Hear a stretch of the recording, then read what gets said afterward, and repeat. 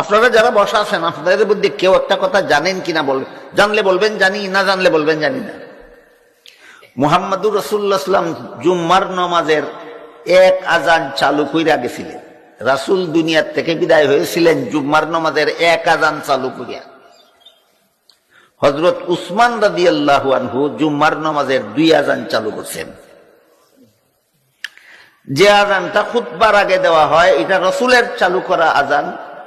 হ্যাঁ, খুতবার আগে যে আজানটা দেওয়া হয় এটা রাসূলের চালু করা আজান।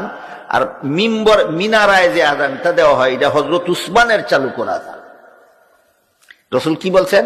যে সুন্নত আমি চালু করছি এটাও তোমাদের পালন করতে হবে, যেটা আমার খোলাফায়ে রাশিদিন চালু করছেন সেটাও তোমাদের পালন করতে হবে। তাহলে খুতবার আগের আজানটা রাসূলে চালু করছেন আর মিনার আজানটা তৃতীয় খলিফা উসমানে চালু করছে। আসেনি আপনারা মধ্যে কেউ খালি রসুলেরটা মানে আর উসমানেরটা মানে না? নাই।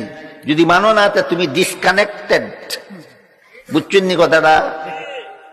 হ্যাঁ, খুতবার আগের জুম্মা খুতবার আগের আর খুতবার আগের আজান মানে রসুলে চালু করছেন, মিনারের আজান মানে না উসমানে চালু করছেন। রসুলের যুগে ই আজান ছিল না, এই দুহাই দিয়া সে মানে না।